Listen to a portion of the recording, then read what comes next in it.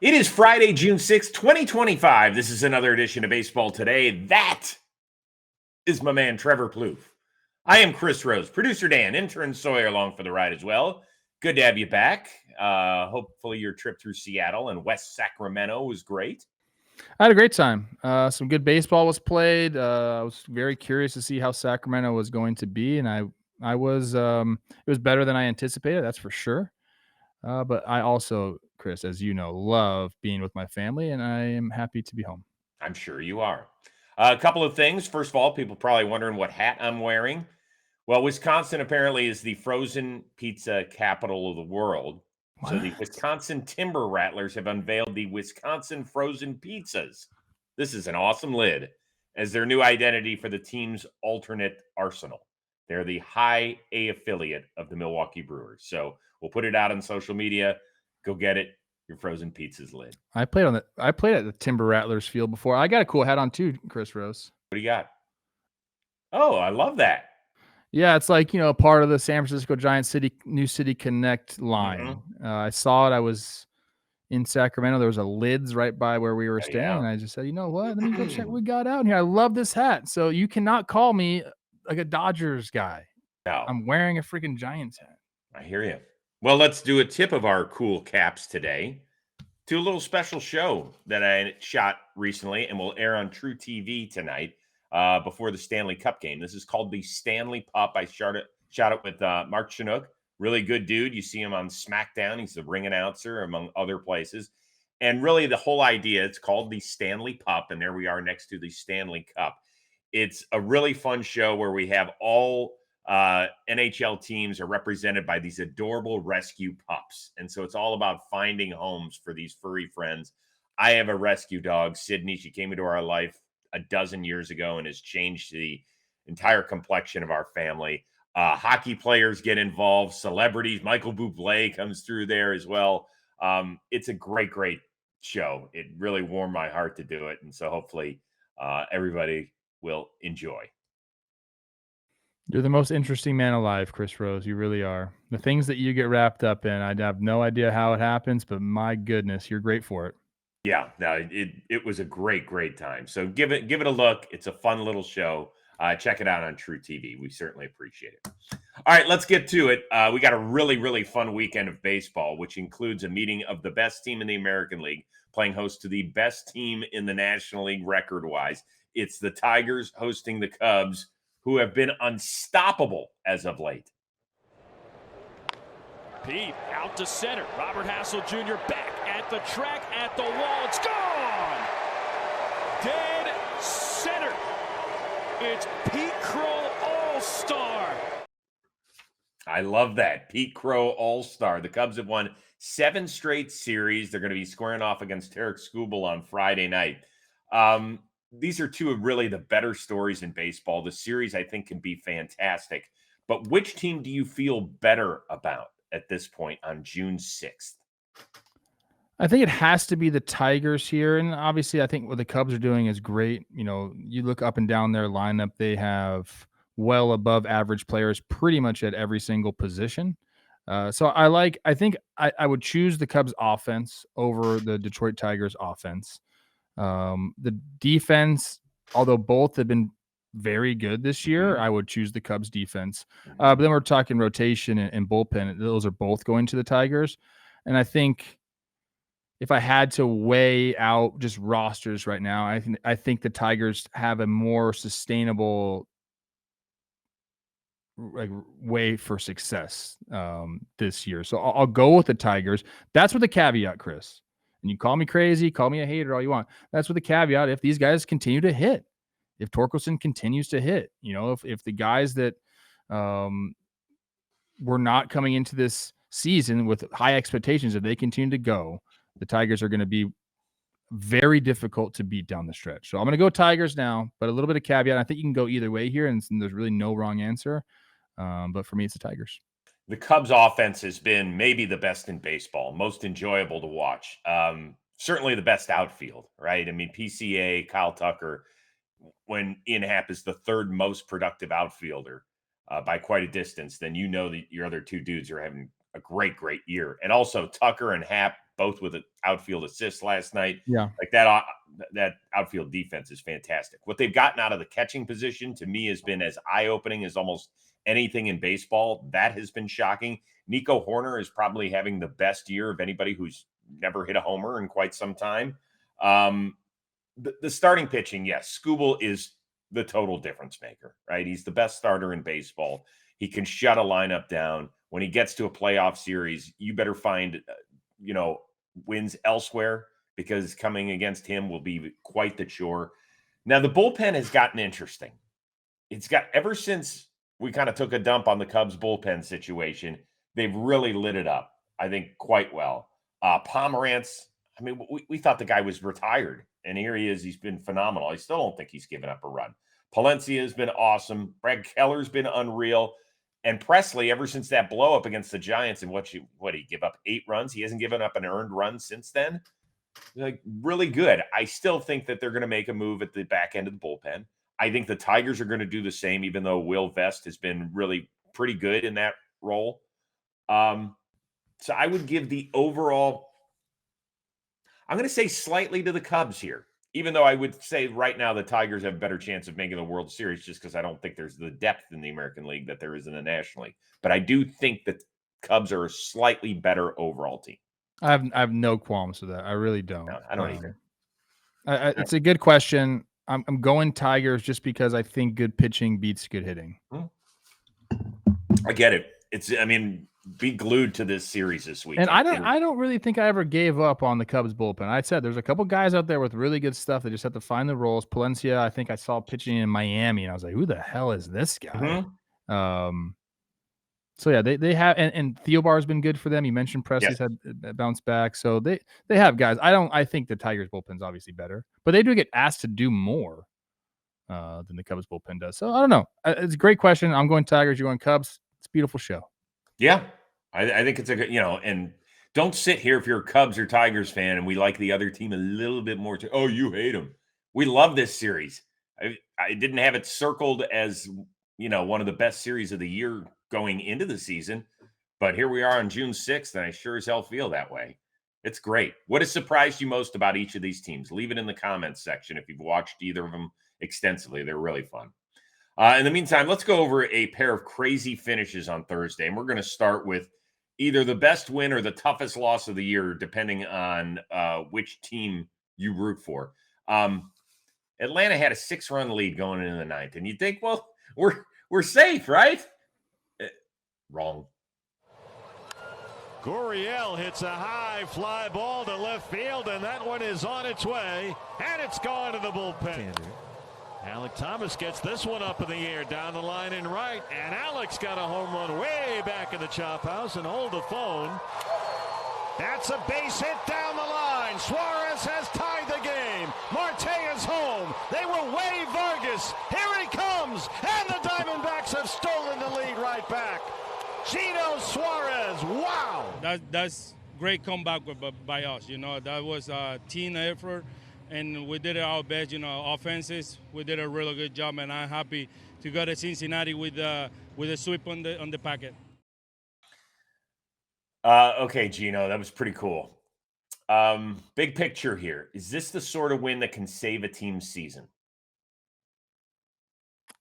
No. It's a great win, and you can have it in the back of your pocket, and you can use it as motivation when you're down in games, later in the year. But I don't know about save a season. And Arizona's been on the losing part of games like this, all year long too. They've played crazy baseball this year. Yep. Look, I still believe in Arizona. They're sitting right at 500 right now. I think they haven't got, enough out of their starting pitching. They've had some really blow up starts throughout the year, and you have to think that'll be better throughout the year.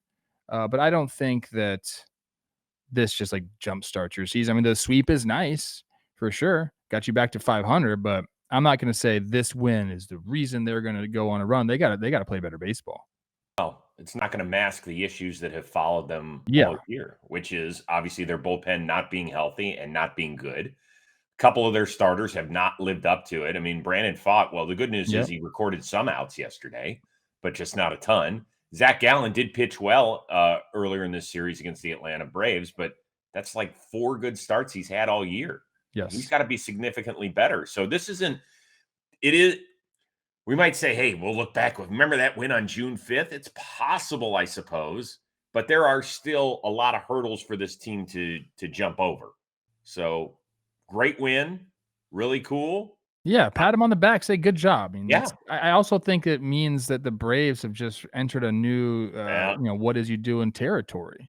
Let's get to them. First of all, I do Okay. want to credit Arizona, which in its lifetime had been 0-419 when it had trailed by at least 6 runs heading into the 9th. As for the Braves situation, here is their manager. It's a horrible loss. And now we get to sit on it for 5 hours on the airplane, and we're all going to be miserable, and we should. We didn't execute, we didn't put the game away, and we got to do that. Was he about to say we stink? Sounded like it. Right? Like that was going to come out of his mouth and say, oh, I shouldn't say that. Yeah, he was talking about the airplane flight, not just because they wanted to fly around Atlanta. They're off to San Francisco. Well, they're already there, but yeah. Dude, this is horrific. And I hate to even, I really wrestled with even bringing this up as the question. But is the only thing that could save this season for Atlanta a change in the dugout? No, I mean, dude, my stance on this. And has he made some questionable pitching decisions? Sure. But as you, Chris Rose, always say, how many people are stoked on their manager's pitching execution? They maybe the Tigers. That's it. AJ Hinch doing a good job up there in Detroit. But I don't know what that's going to do, Chris. I really don't. I don't think that's the issue. I think it's just part of baseball, and you're going to go through seasons like this. You're going to have some underperformers. I mean, they're getting Strider back, but he hasn't looked his best. It's just, I don't think Snitker deserves some of the blame for sure, but to say that they can turn around just with a new manager, I don't think is accurate. Okay, but what about a new voice, for example? Does that stuff work or does it not work? I think it can work. It's I think I've always told you this. It's not about a new voice necessarily as it is about a fucking shakeup. And it becomes a wake-up call. Your manager gets fired. As a baseball player, you understand, well, I got my manager fired. That's on me. Unless they do something stupid, which, I'm sure Braves fans would like to argue that. But by and large, it's the manager gets fired because the team's underperforming, and that's on the players first and foremost. So I don't know. It wakes you up. So the same thing happened, and I don't think we're touching on this today. Up in San Francisco, Buster Posey DFAing Late Night Lamont, bringing in Dom Smith and Daniel Johnson. Are those guys? I mean, they did a decent job in the 2 games they were up. Are those guys going to change everything? No, but it's a wake up call. Late Night Lamont, been there for a long time. Right. You DFA him, it's oh shit, things, we got to step it up. Same thing with a managerial change. Okay, well, there are Braves fans who might look at it this way. Snit, he's been with the organization for 5 decades. Not the big league team, because he managed a long time in the minors. But he has earned that respect maybe to play out his contract, which ends at the end of this season. But other fans will say, well, so what does that mean? We're wasting 2025? We're going to waste another great year of Chris Sale? The team doesn't look like it's got its usual energy, that Snit looks a little lost in the dugout. We talked last week about the debacle with AJ Smith-Shawver, that it was Strider that had to go over and tell the pitching coach and the manager, yo, man, he's done. Are you not seeing this? So we both feel like there's enough talent to at least contend for a wild card if the division's already lost. Why wouldn't you try and take a shot with a new voice? It's the player, Chris. I mean, look at, okay, 2018, 90 wins first in the division. 2019, 97 wins first in the division. 2020, 35 wins first in the division. 2021, 88 wins, somehow won that division. They win the World Series that year. 2022, they win 101 games. 2023, they win 104 games. And last year, they finished second in the AL East with 89 wins. So all of a sudden, because we got off to a bad start, we have to fire our manager? To me, that doesn't make sense. But if it could save the season, why wouldn't you? If you plan on not bringing him back next year, I guess I could see your point. Yes, I mean, I think that is kind of the point. People feel like there's only one manager in the National League who has a longer tenure with his team, and that's Dave Roberts by a few months. That's it. Sometimes the sound runs a little stale. You know that. And if things are going poorly, why wouldn't you at least try it? I mean, if they are saying we know for a fact we're not going to bring Snitker back next year, then maybe. But I also have read quotes that AA says like he's earned the right to be the manager. do you agree with that? You know, Hold on. Do you agree with that? yes, because the track record is there, Chris. You do not want to be the employer that it acts rashly. Like the track record is there. Okay. Like he has done an excellent job there. And maybe you can question the way he handled Ronald Acuna. Some people really like the way he's handled Ronald Acuna. Okay. I just don't think it's small sample size isn't what you want to work through, especially in a baseball season. And this is what it is, Chris. It's 60 games out of 1,000 he's managed. Right. And I know that the organization can point to two teams last year in the Mets and the Astros who got off to terrible starts the first 9 weeks. They can also point to 2021 when they did the exact same thing. I know, but we talked about that the other day, that the division they were playing against was not what it is right now. And the depth in the National League wasn't what it is today. With all that being said, I don't know. I understand the track record. If Brian Snitker was available tomorrow, how many teams are fighting with other teams to go get him? No idea. Let's be honest. You think 0? What do you think? I haven't really put a lot of thought into that.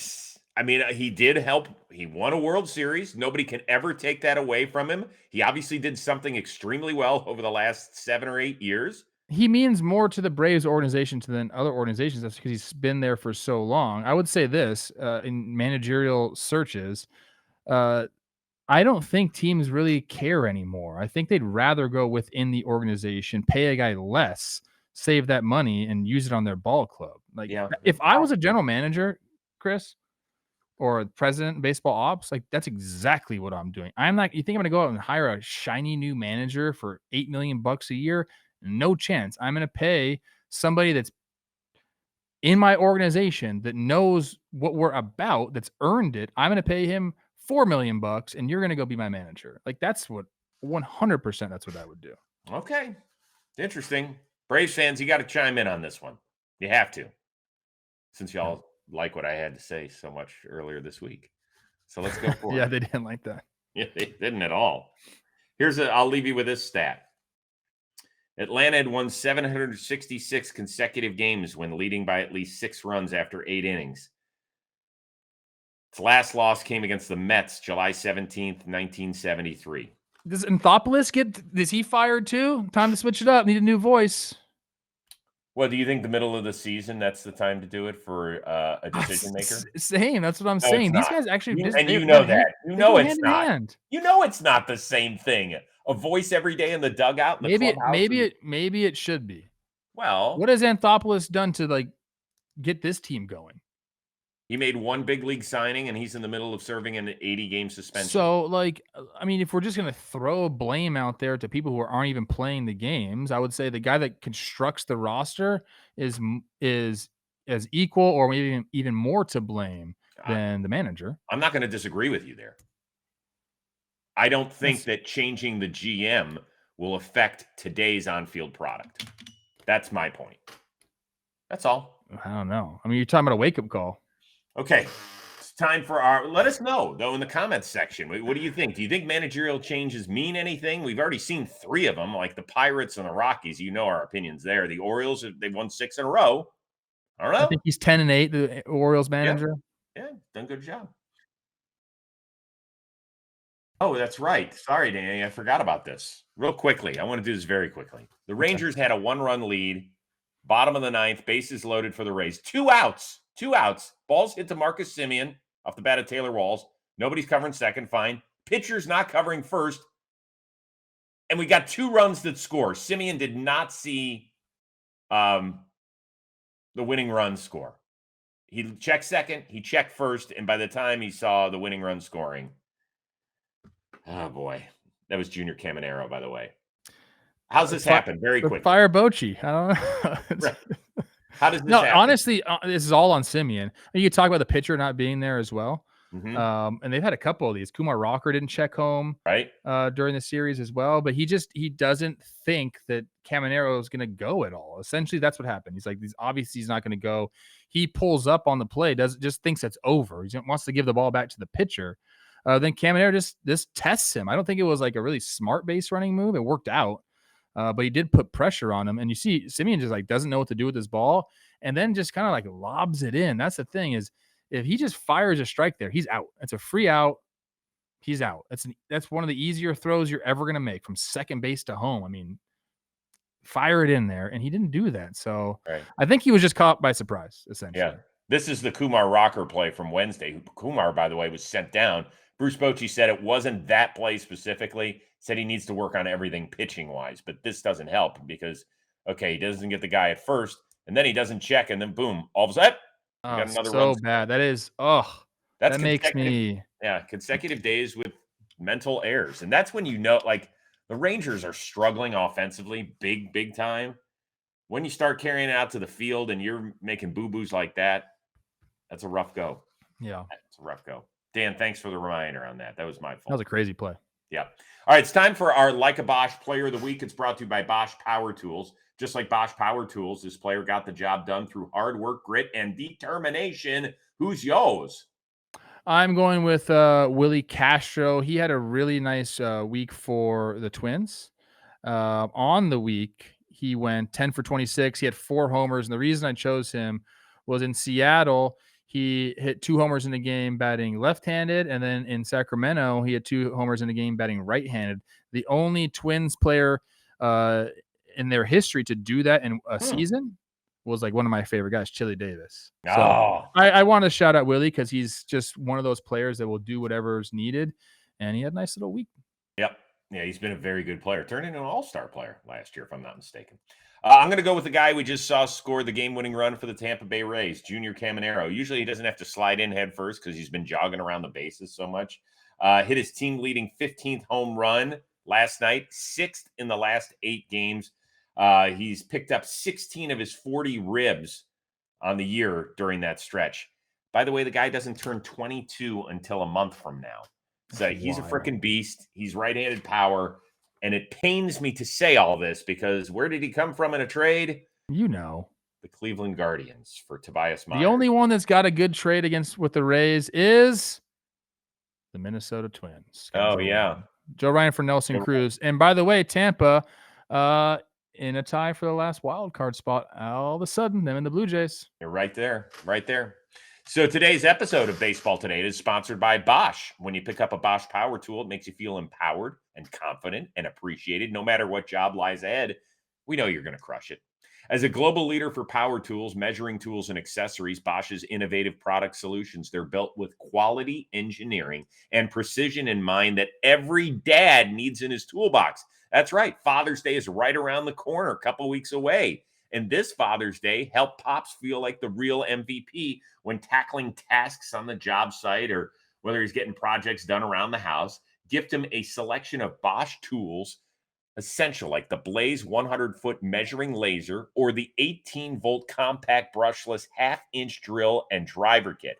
Both are 20% off now and available at retailers like Amazon and Lowe's. With Bosch power tools, Dad will be powered up, ready for anything that gets thrown his way, because the more you Bosch, the more you feel like a Bosch. So head to BoschTools.com today to learn more about the power tools that Dad needs in his toolbox to get the job done right every single time. You going to be building anything soon? I'm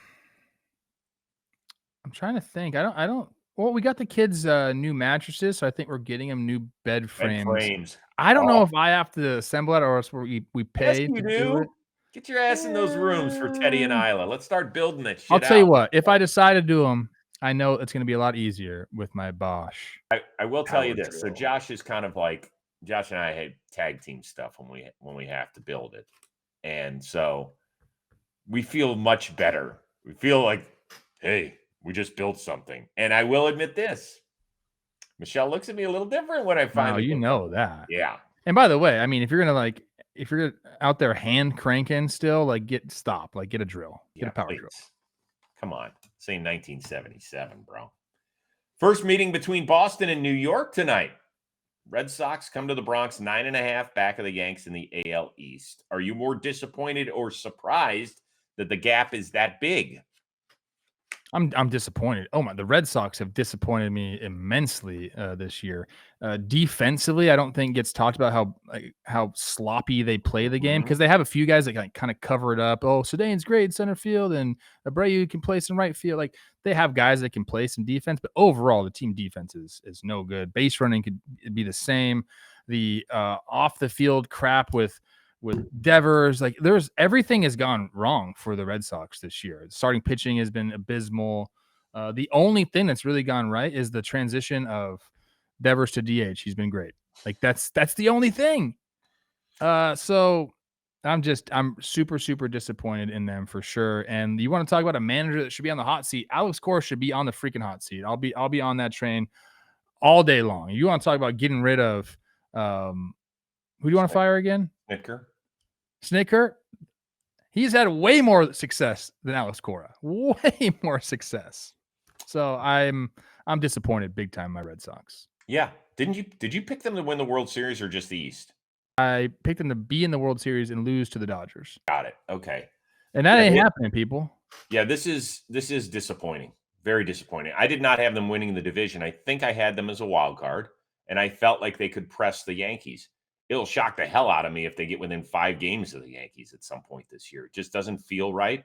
The pitching has been abysmal outside of Garrett Crochet, who has given a Cy Young caliber. Yeah, that was a good thing. That worked out too. That's been great. Bregman was awesome until he did whatever he did to his hip. Like that was awesome. But everybody behind Crochet has been mediocre at best and horrific at worst. Yeah, there's been a lot of weird stuff that has happened with Cora and Breslow. It feels very strange around there. And you know what's the worst part about it is that we're getting this series jammed down our throats on national TV. It's one thing to have the Dodgers and Yankees play on Apple, Fox, and then Sunday Night Baseball. No problem. Well, we got pretty much the same thing here. It's on MLB Network Friday, Fox Saturday, and Sunday Night Baseball. And I know people will say, well, you can watch the Yankees. They're a really good team. Yeah. Well, this is one of those times where, once again, this series is just getting jammed down. I'd much rather watch the 3-game set between the Tigers and the Cubs all on national TV than watch the Yankees dismantle the Red Sox this weekend. I agree. And you know what? Like, I'll keep harping on this. I think if the vibes are as bad as I think they are, another thing they got right though was their new City Connects. I love Boston's new City Connects. I love that green color, but the vibes are so bad there. Everything is bad. Like they need a big shakeup. Mm-hmm. I listen to that way more than Snitker. I think that's probably a fair assessment. No question. But do you think that a managerial change would change the fortunes of Boston this year if they were to do it right now? Just as much as they would in Atlanta.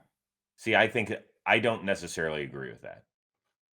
I think Boston's got severe manpower problems. Surprisingly, I don't think they're as severe in Atlanta. Okay.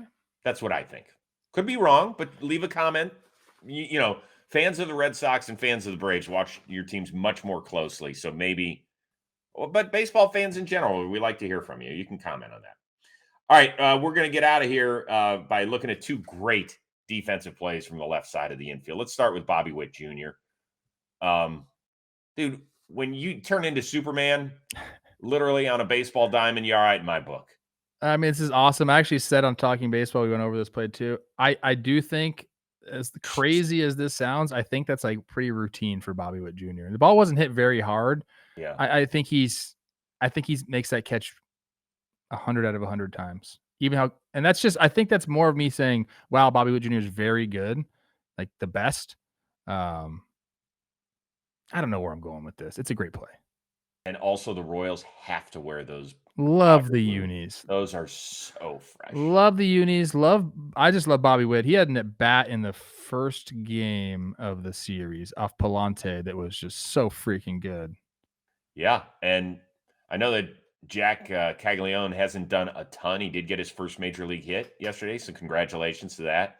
But the team has started to rake with him in the Vinny lineup. started to rake. Yes, he has. Yes, he has. So just something to keep your eye on. The other play, Pirates and Astros didn't get going until 10 o'clock local time because of rain. But it was worth watching because of this. And that's a fair ball. And Hayes, oh, what a play! Okay, crappy year for the Pirates. For people that are audio only, that's Brian Hayes, backhanded toward the foul line, and probably from 10 feet to the left of the foul line, he throws a strike across the diamond. As a guy who played that position, are you in even more amazement than we are? It's a great play. It's the Jeter from another 50 feet away. So nice play there. I think I'm just sounding like a hater right now. All I'll compare it to is Manny Machado, and that's not fair to Brian Hayes. He doesn't have the arm of Manny Machado. Right. So that's a great play. Fantastic. The footwork was perfect. Everything was perfect. But then I'll just go back to Manny Machado. I feel like Manny Machado he does that play better. Okay. So I don't know. I'm just a hater right now. I'm sorry. I just want to ask you this real quick.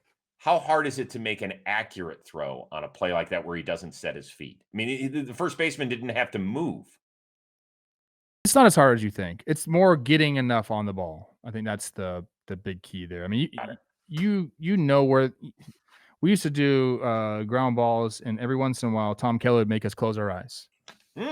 And he would say, where first base is. You know where first base is. You've thrown a million balls over there, so you know where it is. So the accuracy is going to be there. It's, do you have enough arm strength to get it there? Got it. All right. Another awesome week. We will leave you with this, that I am leaving for a few weeks. Now, all is well. This is good. It's actually good stuff. I'm going to be on assignment doing something else, which I will let people know about in the near future. So I won't be here. It's just the timing of these are going to be real long work days that I'm going to be doing something for, and that just I couldn't dedicate what I need to time-wise and watching baseball. It's not fair to, most importantly, the people that work on this show, Trev, Dan, Sawyer, and our community, which expects us to be able to watch and formulate opinions on watching and consuming as much baseball as possible. So it just wasn't possible.